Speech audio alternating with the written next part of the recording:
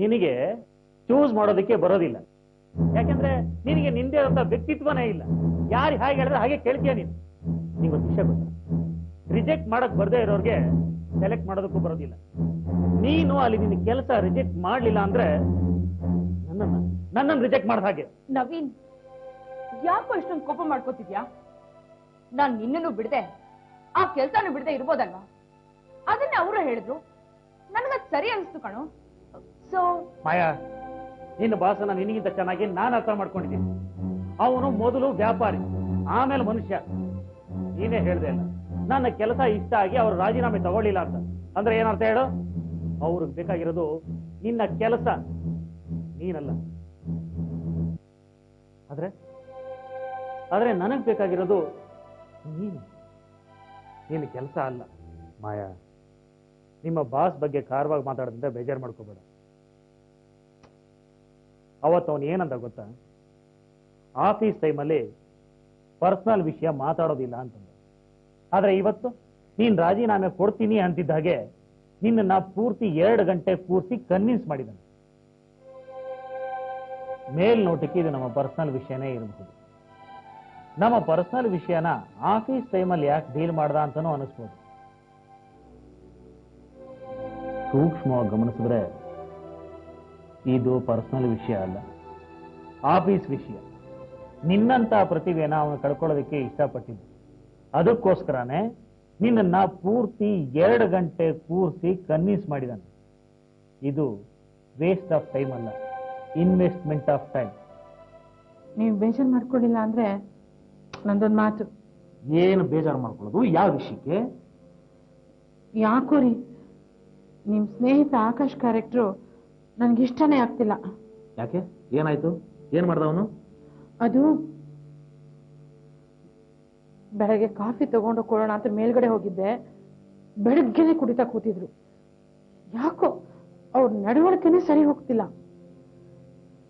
ಬೆಳಗ್ಗೆನೆ? ಹೌದು ರೀ, ಮೊದ್ಲೇ ಕುಡಿಯೋರ್ ಕಂಡ್ರೆ ನನ್ಗಾಗಲ್ಲ.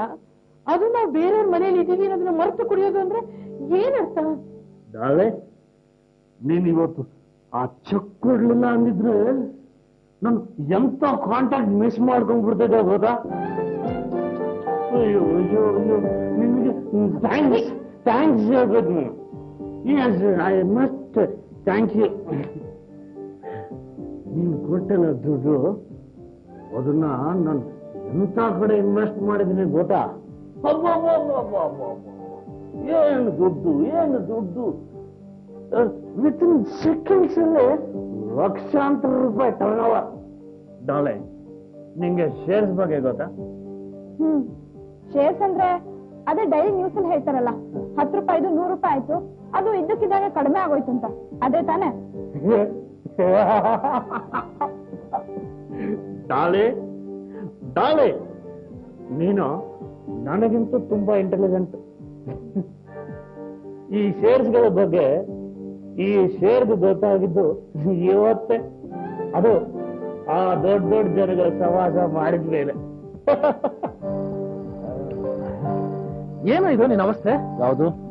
ಅದೇ ಈ ಬಾರ್ ಸೆಟಪ್. ಇದೆಲ್ಲ ಖುಷಿಗಾಗಿ ಕಣಮ್ಮ. ಬೆಳಗ್ಗೆನೆ ಕುಡಿಯೋದು ನಿನಗೆ ಖುಷಿ ಇರ್ಬೋದು, ಆದ್ರೆ ಇಲ್ಲಿರೋರು ಖುಷಿ ಆಗ್ಬೇಕಲ್ಲಪ್ಪ. ಯಾರಿಗೆ? ನಿನಗೆ ಹೊಟ್ಟೆ ಕಿಚ್ಚಾದ್ರೆ ನೀನು ಕುಡಿ. ಅಯ್ಯೋ, ನನಗೆ ಅಭ್ಯಾಸ ಇಲ್ಲಪ್ಪ. ಅದರಲ್ಲೂ ನೀನು ಕುಡಿಯೋದ್ರಿಂದ ನಂದೇನು ಅಬ್ಜೆಕ್ಷನ್ ಇಲ್ಲ, ಭಾವನಾಗೆ ಇಷ್ಟ ಇಲ್ಲ.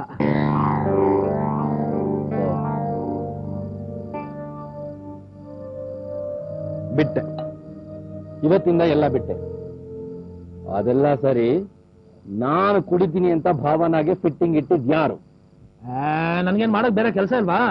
ಅದು ಭಾವನಾ ಬೆಳಗ್ಗೆನೆ ನಿನ್ ಕಾಫಿ ಕೊಡಕ್ ಬಂದಂತೆ, ನೋಡಿದ್ರೆ ನೀನು ಈ ಅವಸ್ಥೆಯಲ್ಲಿ ಇದ್ದಂತೆ. ನೀನು ಕುಡಿಯೋದು ಅವಳಿಗೆ ಇಷ್ಟ ಇಲ್ಲ ಕಣ. ಆಯ್ತಪ್ಪ, ನಾನು ಇಲ್ಲಿರೋವರೆಗೂ ಬಾಯಿ ಮುಚ್ಕೊಂಡಿರು ಅಂತ ಹೇಳ್ತಿದ್ಯಾ? ಓಕೆ, ನನ್ನ ಅಷ್ಟಾದ್ರೂ ಅರ್ಥ ಮಾಡ್ಕೊಂಡ್ಯಾ? ಥ್ಯಾಂಕ್ಸ್.